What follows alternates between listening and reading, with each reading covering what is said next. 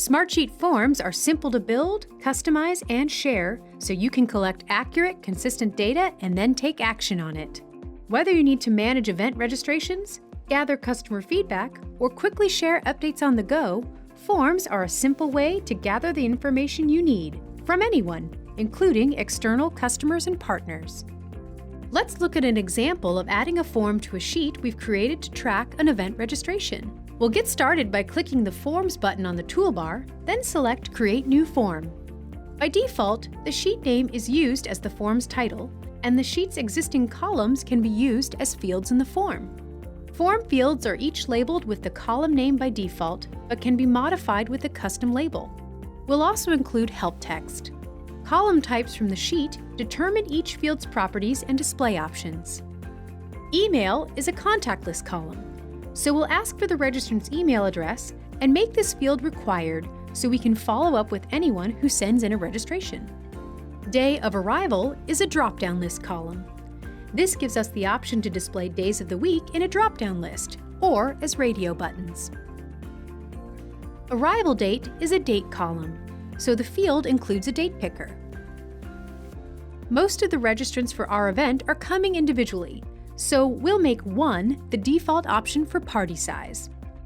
Questions and feedback is a text column.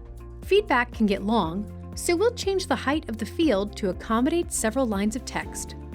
We'd also like to provide the option to include additional documents, so we'll add a file upload field to our form.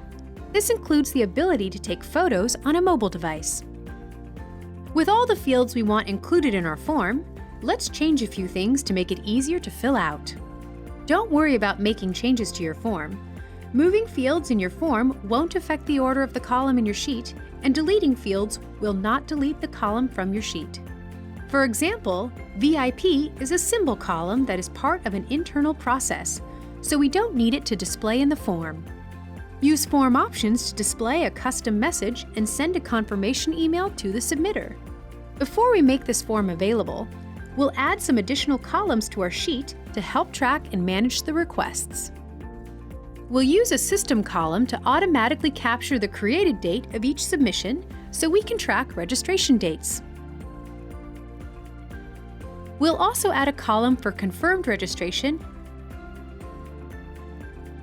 and one for owner, so we can track the ownership and progress of the requests.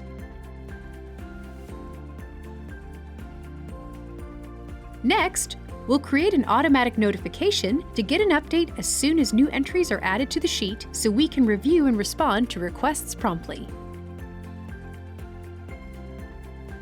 We can then share the form by adding a URL to a web page, embedding the form,